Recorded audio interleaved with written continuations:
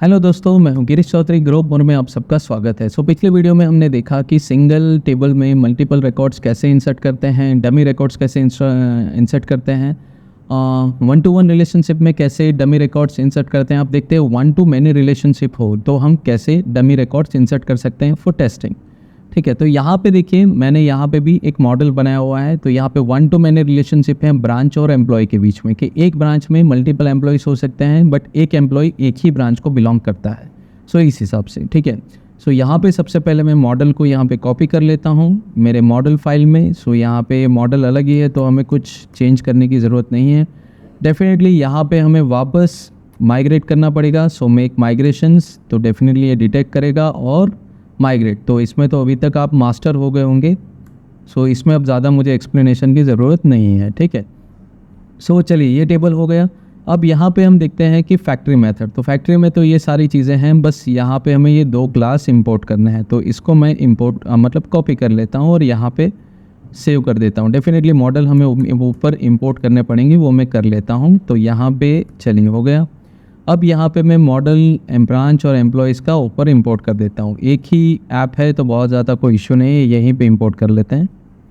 अब यहाँ पे देखिए ब्रांच फैक्ट्री में क्या है कि मॉडल ब्रांच ये तो एज इट इज़ है, नेम फैक्ट्री तो कंपनी का नेम और लोकेशन तो एड्रेस। ठीक है, और यहाँ पे एम्प्लॉयज़ फैक्ट्री। अब देखिए एम्प्लॉयज़ एक से ज़्यादा हो सकते हैं एक ब्रांच में, तो उस हिसाब से भी हमें सोचना है। तो ब्रांच में यहाँ पे देखिए ब्रांच फैक्ट्री हमने पास किया है क्योंकि यहाँ से ब्रांच का रेफरेंस हमें देना है, और फर्स्ट नेम, लास्ट नेम और जॉब। ठीक है, तो ये भी फेक रिकॉर्ड्स हमने बनाए हैं। अब यहाँ पे डेफिनेटली हमें वापस शेल में जाके वापस उसको इंपोर्ट करना पड़ेगा। तो न्यू शेल बनाना पड़ेगा क्योंकि मॉडल नए हमने बनाए हैं। मॉडल में चेंजेस हो या नए बनाए तो आपको इंपोर्ट करना पड़ेगा। तो चलिए पाइथन manage.py एंड शेल। ठीक है, तो यहाँ पे अभी हम इंपोर्ट करेंगे जो भी ऊपर के मॉडल्स हैं। तो यहाँ से हम ले लेते हैं। ये देखिए यहाँ पे ऊपर सबसे पहले मॉडल इंपोर्ट कीजिए। मैंने कहा था कि आपका जो ऐप का नाम है वो लिख लीजिए ताकि प्रॉब्लम ना आए।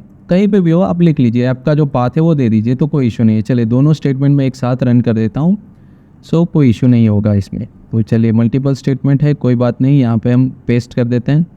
तो चलिए दोनों ही इंपोर्ट हो गए, तो अभी तक हमें कोई इशू नहीं है। अब यहाँ पे देखिए ब्रांच वन, ब्रांच फैक्ट्री, एक ही रिकॉर्ड हम डाल रहे हैं। तो ब्रांच का हम डाल रहे हैं, पहले हम ब्रांच का टेबल हम देख लेते हैं। यहाँ पे सपोज़ ब्रांच में एक ब्रांच हम एंटर कर रहे हैं। तो चलिए सबसे पहले हम एक ब्रांच एंटर करते हैं। उसका ऑब्जेक्ट लेना ज़रूरी है, क्यों? क्योंकि उसको हमें ब्रांच एम्प्लॉयज़ में पास करना है कि ये एम्प्लॉयज़ कौन से ब्रांच का है। तो चलिए यहाँ पे हम ये पास करते हैं। तो ये देखिए यहाँ पे एक ब्रांच क्रिएट हो गई। ठीक है, अब यहाँ पे एक ब्रांच में दो एम्प्लॉयज़ है, तो मैंने दो ऑब्जेक्ट लिए हैं कि सेम एम्प्लॉयज़ को ब्रांच वन और ब्रांच टू, मतलब दोनों ही एम्प्लॉयज़ ब्रांच वन में काम करते हैं, उस हिसाब से मैंने यहाँ पे लिया है। ऑब्जेक्ट ना लो तो चलेगा एम्प्लॉयज़ वन टू, ऐसे ये डायरेक्ट आप कर सकते हो। चलिए इसको मैं कॉपी कर लेता हूँ और यहाँ पे पेस्ट कर देता हूँ। उससे पहले मैं एम्प्लॉयज़ टेबल एक्सेस कर लेता हूँ, तो यहाँ पर हमें पता चलेगा कि रेफरेंस आ रहा है कि नहीं। तो यहाँ पर देखिए मल्टीपल है, तो ये देखिए यहाँ पे दोनों आ गए, और यहाँ पे ब्रांच आईडी 11 है, मतलब दोनों ही मेरे एम्प्लॉय से वो एक ही ब्रांच में काम करते हैं। ठीक है, चलिए अब मल्टीपल, तो सबसे पहले मैं 3 ब्रांच और नहीं बनाता हूँ, ब्रांच लिस्ट ले लेता हूँ। तो चलिए यहाँ पे अगेन मैं ब्रांच का टेबल में ले लेता हूँ। यहाँ पे हमें पता चलेगा कि ऑटो रिकॉर्ड जा रहा है कि नहीं। तो यहाँ पे 3 ब्रांच डमी ब्रांच यहाँ पे ओपन हो जाएगी। ठीक है, अब ब्रांच लिस्ट में सारी ब्रांच है। अब यहाँ पे देखिए employ factory branch for branch in branch list. Employees में मुझे इस तरह से डालना है कि ब्रांच का रेफरेंस और ब्रांच इन ब्रांच लिस्ट। तो बेसिकली यहाँ पे मल्टीपल एम्प्लॉयज़ होंगे कि नहीं ये पता नहीं, पर देखते हैं। अब एम्प्लॉयज़ में हैं तो एम्प्लॉयज़ जितने हैं उतने हिसाब से चलेंगे। यहाँ पे देखिए 2 एम्प्लॉयज़ हमने पहले डाले हुए थे। यहाँ पे जितने ब्रांच है शायद उतने ही एम्प्लॉयज़ यहाँ पे एंटर होंगे। 3 ब्रांच है तो 3, और हर एक को अलग अलग ब्रांच अलोकेट हुई है।